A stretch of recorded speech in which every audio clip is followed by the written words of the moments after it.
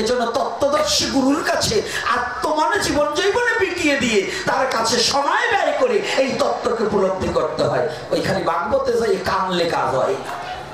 ভাগবতে যে কাঁদলাম, লীলা কীর্তনে এসে জগন্নাথ বাবাজি এসে যখন বলবে দেও দাও সবাই চরণ ধরি, ওরে গড়াগড়ি, বাড়ি যাওয়ার সাথে সাথে দাও আর কুমড়ো নিয়ে লাঠালাঠি করি। এই হচ্ছে আমাদের সনাতন ধর্মের অবস্থা। এই ছাতা করে লাভ কি? আর রূপ সনাতনে কিন্তু বয়সে বড়, রূপ গোস্বামী ছোট বয়সে, কিন্তু অথচ সনাতন রূপকে দাদা বললেন। কেন দাদা বললেন? অর্থাৎ ভজনের ঘরে রূপ গোস্বামী আগে চলে গিয়েছে। সনাতনের আগে রূপ গোস্বামী সংসার বন্ধনকে পরিত্যাগ করে, রাজমন্ত্রিত্ব পরিত্যাগ করে রূপ গোস্বামী আগে মহাপ্রভুর চরণে আশ্রয় নিয়েছে। তাই সনাতন ধর্মে ভজনের ঘরে আগে যে যাবে, বাবাও পুত্রের ছোট হয়। কখন? যদি বাবা অদীক্ষিত হয়, সন্তান যদি বাবার আগে দীক্ষা গ্রহণ করে, ওই ক্ষেত্রে সন্তানই হয় বড় বিশ্ব চরাচরে। বাবার বড় ছেলে হয় না? হয় কিনা? বাবার বড় হয় কিনা? বাবার বড় কি? আজকে কথা, বাবার বড় কি? না, বাবার বড় হচ্ছে জ্ঞান। জ্ঞান হচ্ছে বাবারও বড়। যদি জ্ঞানী না হয়, বাবা যদি মূর্খ হয়, সন্তান যদি জ্ঞানী হয়, এখন কাকে ডাকবে লোকে? ছেলেকে ডাকবে না? তদ্রূপ সনাতন ধর্মের দর্শনগুলো বুঝতে হবে। যদি জ্ঞানী ব্যক্তি হয়, সনাতন ধর্ম তাকে সম্মান করে, অজ্ঞানীকে নয়। তত্ত্ব আছে, প্রতিটা কথার কিন্তু কিছু তত্ত্ব লুকিয়ে আছে, প্রতিটা কথার পিছনে কিছু যুক্তি লুকিয়ে আছে। প্রকাশ করেন প্রতিটা কথা। তো এইবার কি করেছে বাবা? তখন জোর করে করে ধর্মান্তরিত করা হলেন। বৃন্দাবনের গোবিন্দ মন্দিরটাকে পর্যন্ত ভেঙে দেওয়া হলো। যে মন্দিরে প্রতিনিয়ত কত মন ঘি পড়তো? প্রতিনিয়ত পড়তো না, তো একটু কম পড়তো, কিন্তু ঘিয়ের প্রদীপ জ্বালানো হতো। দিল্লি থেকে ওই প্রদীপ দর্শন করা যেত। দিল্লি থেকে বৃন্দাবনে প্রদীপ জ্বললে দেখা যেত। তো একদিন অরঙ্গজেব যখন উপরে যায়, তার বিল্ডিং এর ছাদের উপরে যখন যায়,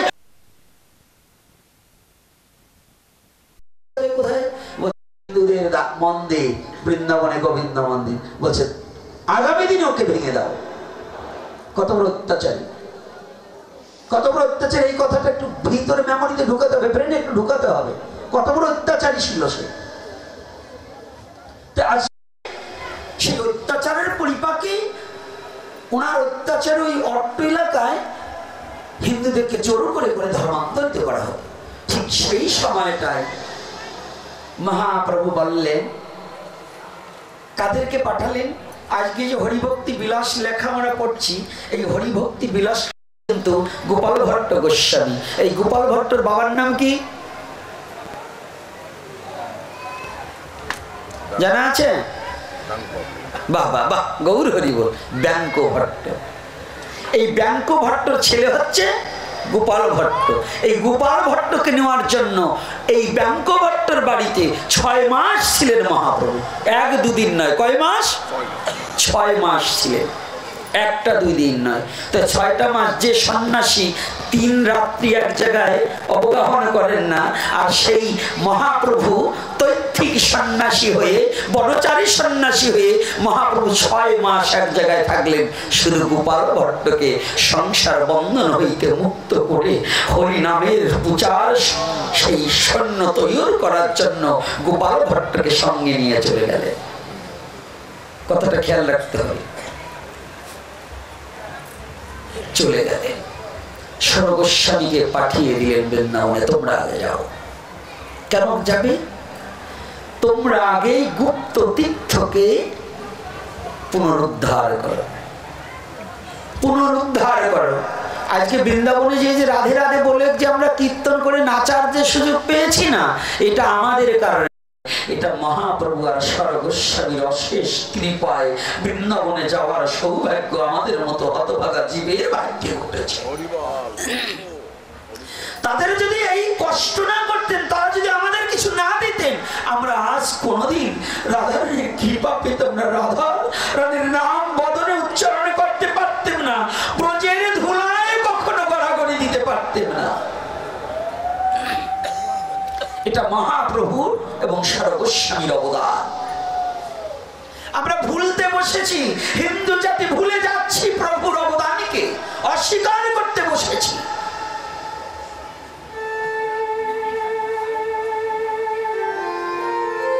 রূপ গোস্বামী বৃন্দাবনে গিয়ে কুঠিয়া নিয়ে ভজন করতে শুরু করলেন, আর ওই আশেপাশের ভক্তদের বললেন, তোমরা হরি নামে ছুটে আসো।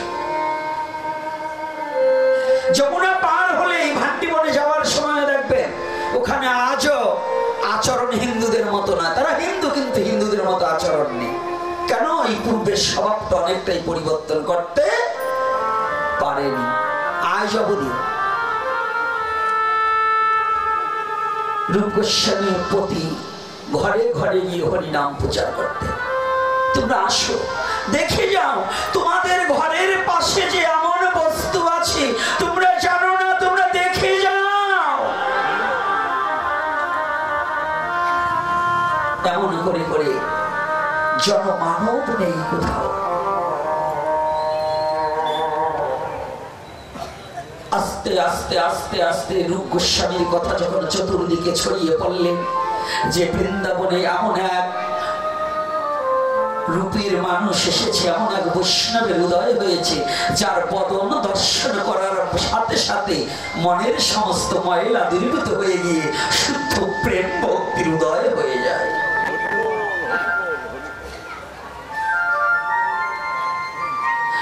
যার সংস্পর্শে গেলে পরে পশুত্ব স্বভাব দূরীভূত হয়ে গিয়ে কৃষ্ণ ভজন করার শক্তি জাগ্রত হয়।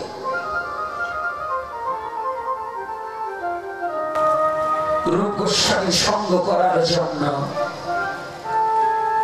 অন্য অন্য দেশ থেকে হাজার হাজার বৈষ্ণব ছুটে গেলেন। কত বৈষ্ণবে গিয়ে রূপের সঙ্গ করে আত্মতত্ত্ব উপলব্ধি করে ভজনানন্দী দেশে পৌঁছালে।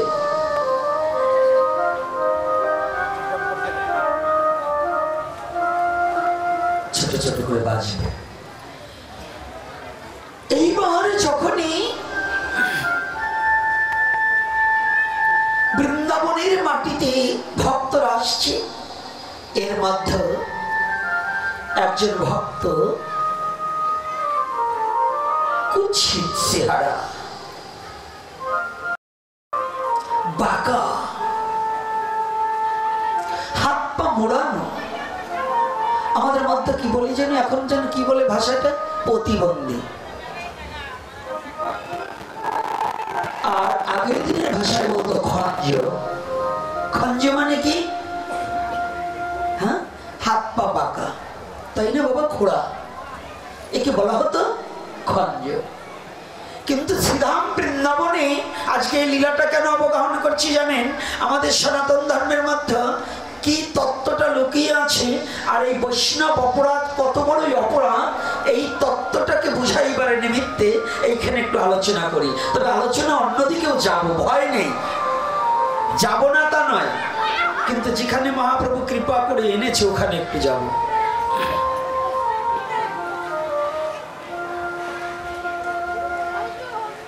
খঞ্জ বাবা আমার বৃন্দাবনে গেলেন একমাত্র রূপ গোস্বামীকে দর্শনের জন্য।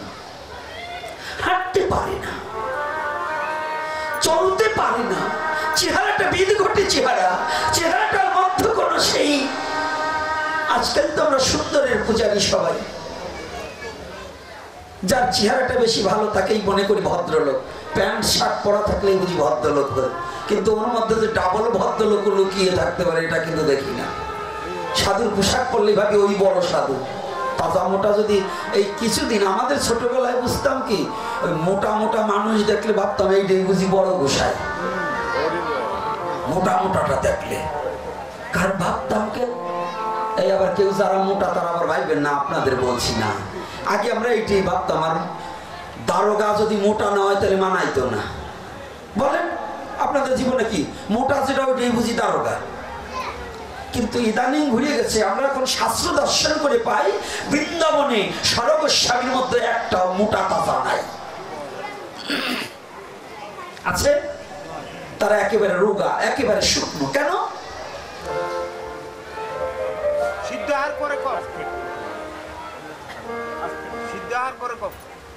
আপনি ওখানে কথা কম বলুন, আগে শুনুন। এর কারণ হচ্ছে ভজন করিতে করিতে এই কায়িক দেহটার প্রতি তাদের কোনো খেয়াল ছিল না।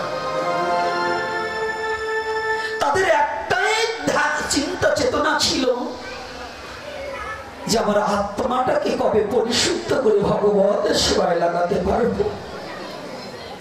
দেহটা তো একদিন আমার চলেই যাবে, দেহ নিয়ে তো আমি যেতে পারবো না, কিন্তু আমার আত্মাটা কবে গোবিন্দ সেবায় লাগবে, আমার মন মতি শুদ্ধ হয়ে কবে হা কৃষ্ণ প্রাণে গোবিন্দ বলে কবে কাঁদিবে।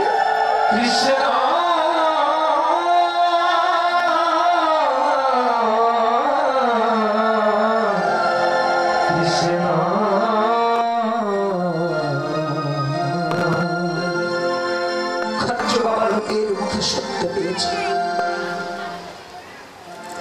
বৃন্দাবনে এমন এক বৈষ্ণবের উদয় হয়েছে, নাম তার রূপ গোস্বামী,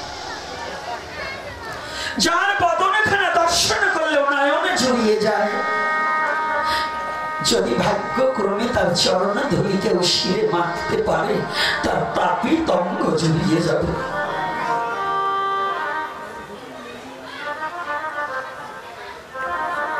এদিকে রূপ গোস্বামী কুঠিয়ার মধ্যে বসে বসে ভজন করে, আর দুটি চোখের জলে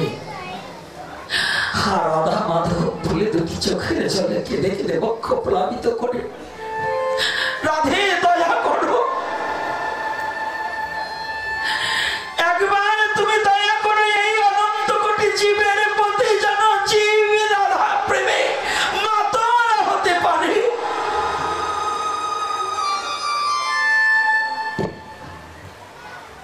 হাতে জপের মালা জপ করে দুটি চোখের জলে ভাসে। রাধারানী, কবে তোমার এই জীবের প্রতি কৃপা হবে, জগতে জীব কবে তোমাকে চিনতে পারবে, তোমার চরণে যেতে পারবে? তোমার দয়া কি কোনদিন জীবের প্রতি হবে না? আমি তোমার কাছে কিছু চাই না রাধারানী, তুমি শুধু জগতে জীবকে একটিবার কৃপা করো। হরি বলে বলে হরি বল। রূপ গোস্বামী কাঁদছে, আর ওই ভগবানের লীলা দর্শন করছে। রাধা গোবিন্দ যে সৌভাগ্য প্রেম লীলা তাহার নয়নে দর্শন করে।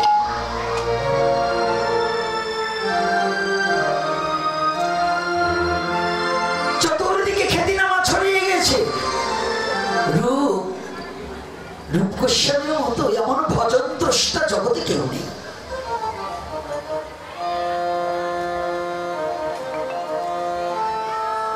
এদিকে খঞ্জ বাবা মনে মনে চিন্তা করছে, আহা প্রভু, আমার দেহটা তো খঞ্জ, আমি তো কোনোদিন তোমার সেবার যোগ্য নয়, আমি তো তোমার সেবা করতে পারবো না।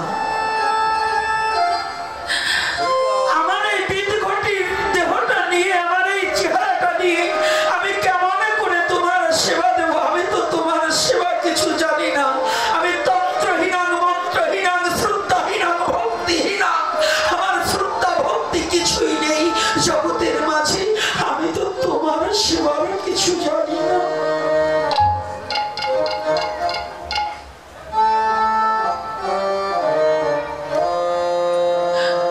প্রভু, প্রভু,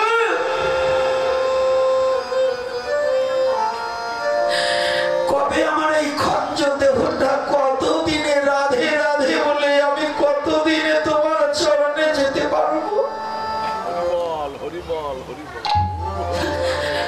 আমার এই দেহটা কি তোমার সেবায় কোনোদিনে লাগবে না?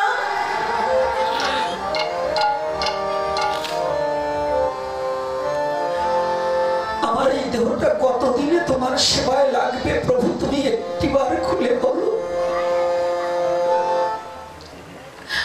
খঞ্জক বাবা রাধারানীর কাছে আত্মী জানাচ্ছে, আর ওই ব্রজের ধুলায় গড়াগড়ি দিচ্ছে, রাধে তুমি একটিবার আমাকে দয়া করো।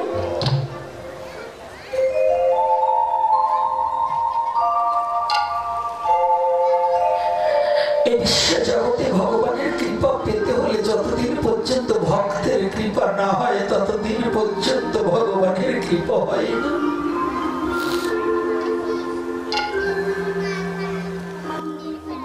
খঞ্জু বাবা কাঁদছে আর বলছে, আমি আজকে যাব। রাধারানী তুমি দেখা আমাকে দাও বা না দাও, আজকে আমি শুনেছি পরম বৈষ্ণব রূপ গোস্বামী, আমি কি একটু রূপ গোস্বামীর যুগল চরণ দুখানা দর্শন করে আসবো।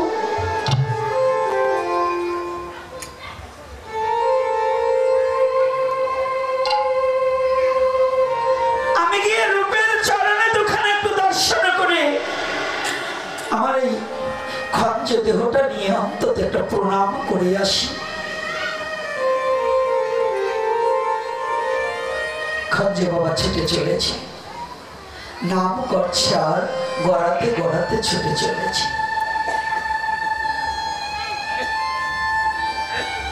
এদিকে রূপ গোস্বামী আমার ভজনে বসেছে ঠিক মধ্যাহ্নকালীন সময়, যখন সবাই নীরব হয়ে গেছে, প্রখর রৌদ্রের তাপ বইছে।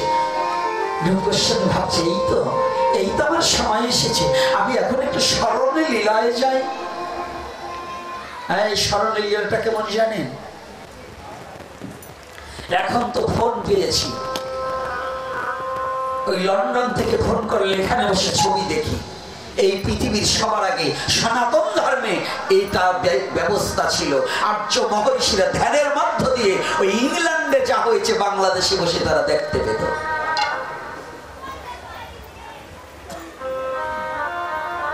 এটা আর্য মহর্ষিদের এটা ছিল।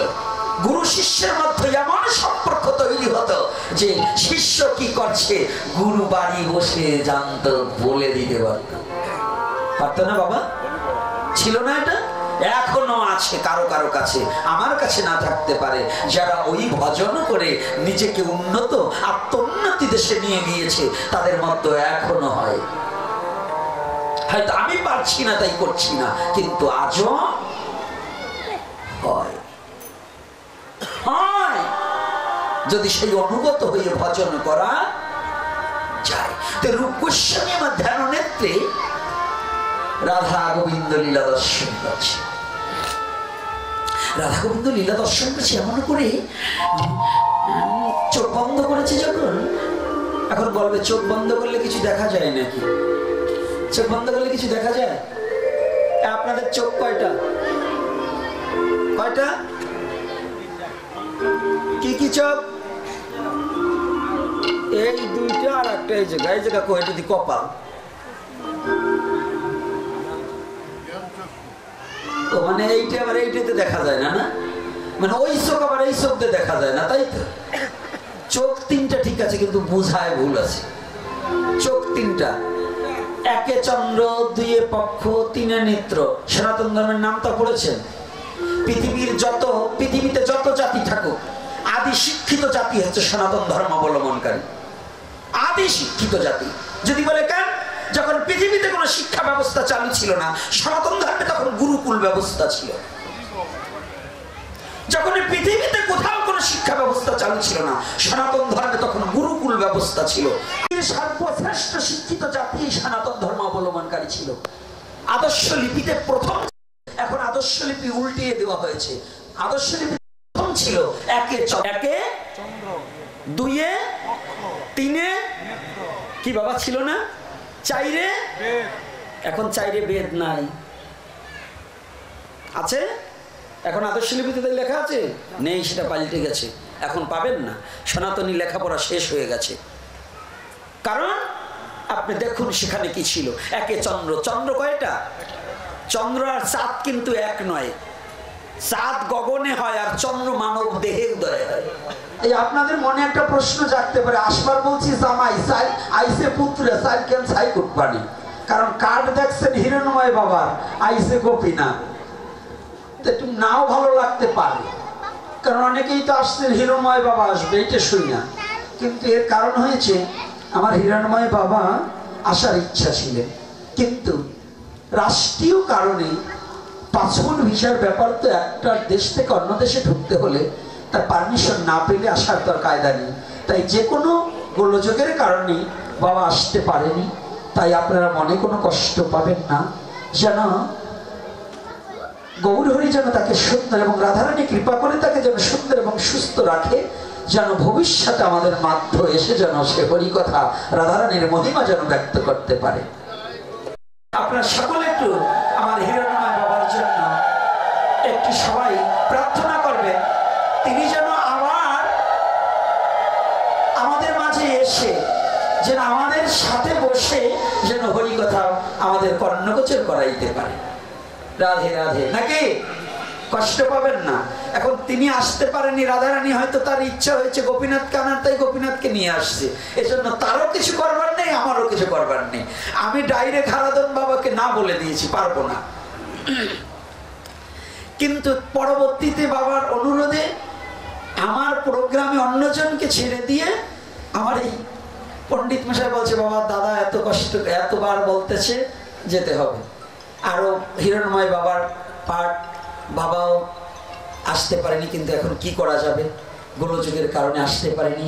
তথাপিও বাবা যেভাবে আমাদের বাঙালিদেরকে অনেক ভালোবাসেন, উনিও বাঙালি, উনি যে অন্য দেশের তা নয়, উনিও আমাদের বাঙালি। এবং উনি যে রাধারানীর মহিমা এত সুন্দর করে বর্ণনা করে, আমি তা পারি না, কারণ উনি তো রাধারানীর আপন দেশের লোক।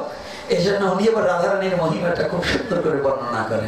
আর আমি হচ্ছে চাষা ভুষা লোক, তো চাষা চাষা কথা বলি। এর জন্য যদি হয় চাষা মানে হয়েছে আমার ভাষা, তাতে আপনারা একটু মধুর করে নেবেন। জয় শ্রী রাধে রাধে। একটু শাসনদণ্ড হাতে না নিলে, শাসন না করলে তাহলে করা যায় না। এই জন্য মাঝে মাঝে একটু চেইতে উঠি। চেইতে উঠার কারণ কি জানে? ওই যদি শাসনদণ্ড হাতে না নিই তাহলে আপনাদের সাথে পারা যাবে না। এই জন্য মাঝে মাঝে একটু গরম দিতে হয়। তো এই যে যেখানে আলোচনার বিষয়টা ছিল, চন্দ্র আর চাঁদ কিন্তু এক নয়। একে চন্দ্র, চন্দ্র হয় দেহে উদয়, যে চন্দ্র থেকে অনন্ত কোটি ব্রহ্মাণ্ড সৃষ্টি হয়, এটাকে চন্দ্র বলা হয়। একই চন্দ্র, এক চন্দ্র থেকে অনন্ত কোটি ব্রহ্মাণ্ডের সৃষ্টি। একটাকে সর্বদা সর্বভোগ করলে যত সূক্ষ্ম রূপ হয়, তত সূক্ষ্ম রূপে পরমাত্মা রূপে প্রতিটা জীবের মাঝে আমি বিরাজি হিতায়, ভগবান বলেছে না? তাহলে প্রতিটা জীবের মধ্যে ভগবানের অবস্থান আছে। তাহলে ওই চন্দ্র থেকে এই পৃথিবীর সবাই আমরা আছি। এই সনাতন ধর্মের এই তত্ত্বগুলো অবগত হতে হলে সাধারণ ভাষায় বোঝা যাবে না। এজন্য তত্ত্বদর্শী গুরুর কাছে আত্মমানে জীবন জৈবনে বিকিয়ে দিয়ে তার কাছে সময় ব্যয় করে এই তত্ত্বকে উপলব্ধি করতে হয়। ওইখানে ভাগবতে যাই কানলে কাজ হয় না।